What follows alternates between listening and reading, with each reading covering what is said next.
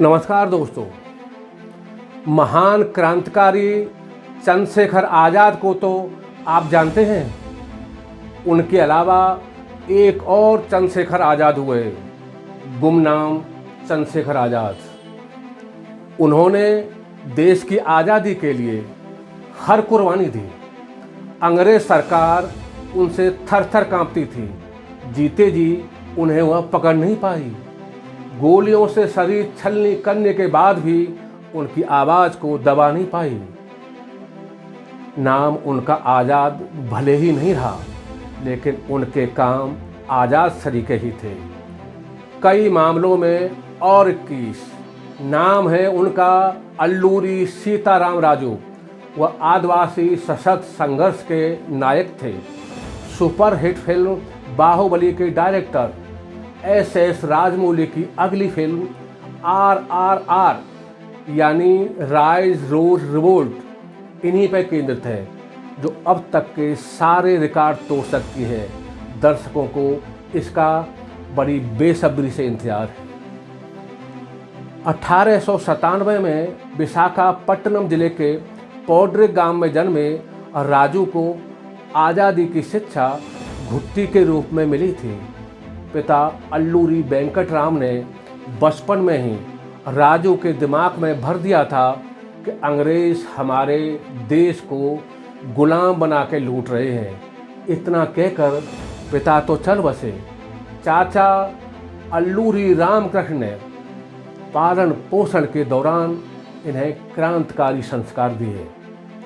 इस तरह युवावस्था में ही वह अंग्रेज़ों के शोषण के खिलाफ युवाओं, खास तौर से आदिवासियों को एकजुट करने में लग गए। उन्होंने 2 साल तक सीता माई पहाड़ी की गुफा में अध्यात्म और योग साधना भी की। महात्मा गांधी से प्रभावित होकर कुछ समय आदिवासियों के बीच मद्यपान त्यागने और पंचायतों के माध्यम से आपसी विवाद हल करने के लिए भी अभियान चलाया, लेकिन जल्द ही उनका गांधी जी के अहिंसावादी आंदोलन से मोहभंग हो गया। उन्होंने सशस्त्र संघर्ष के जरिए देश को आज़ाद कराने का प्रयास किया। शुरू में उन्होंने धनुष बाणों से अंग्रेज़ों की गोलियों का मुकाबला किया। बाद में उन्होंने आधुनिक हथियारों के लिए पुलिस थाने भी लूटे। 22 अगस्त 1922 को उन्होंने अपने 300 साथियों के साथ चिंतापल्ली पुलिस स्टेशन पर हमला कर उसे लूट लिया। इसके बाद छोड़ावरण और रामवरण में हमले किए। पुलिस को चेतावनी देकर बीरैया दौरा नाम के विख्यात क्रांतिकारी को छुड़ाया। बीरैया दौरा भी पुलिस की नाक में दम किए हुए थे। एक बार वह जेल की दीवारों को फांदकर भाग गए थे। दूसरी बार पकड़कर अंग्रेज सरकार उन्हें फांसी पर चढ़ाती। उससे पहले ही राजू ने अंग्रेज़ों को यह चेतावनी दी, वे बीरैया दौरा को छुड़ा के रहेंगे, उन्हें रोकना है तो रोक ले। उन्होंने वास्तव में छुड़ा लिया। यह बहुत ही अदम्य साहस का कृत्य था। हुआ यह था कि एक दिन कृष्णा देवी पेट पुलिस बीरैया दौरा को जेल से अदालत ले जा रही थी। राजू ने रास्ते में घेर कर हमला कर दिया। गोलियों की खूब बौछारें हुई, लेकिन पुलिस दोनों में से किसी का कुछ नहीं बिगाड़ पाए।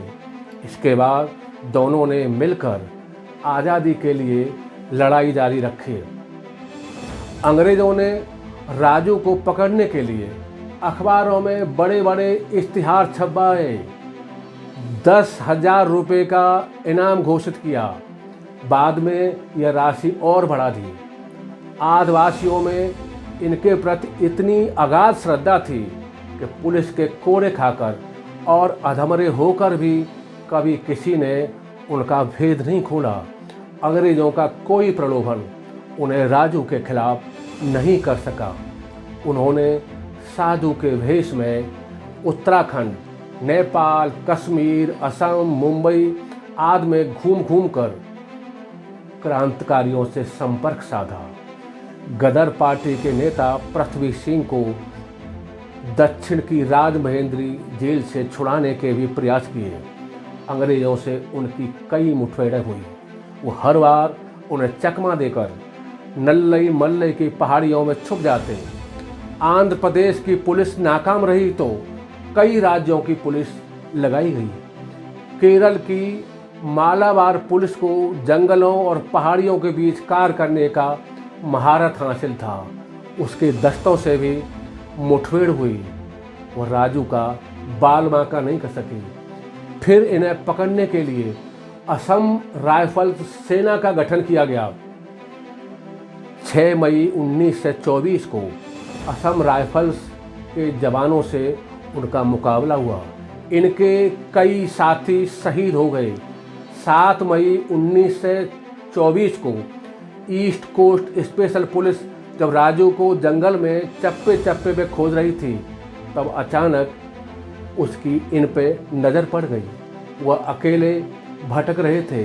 दाढ़ी बड़ी होने के कारण कोई उन्हें पहचान नहीं पा रहा था। फिर भी एक अफसर ने देखते ही गोली चला दी। राजू जख्मी होकर गिर पड़े।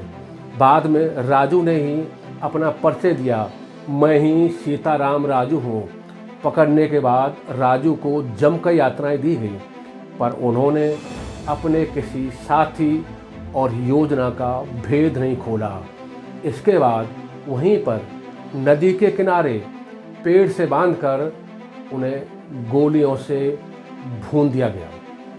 गोलियों से उनका शरीर छलनी हो गया, लेकिन उनकी आत्मा कैद नहीं हो सकी। उनकी आत्मा की आवाज़ गोदावरी नदी, नल्लई मल्लई की पहाड़ियों और आसपास के क्षेत्र में आज भी गूंजती रहती है।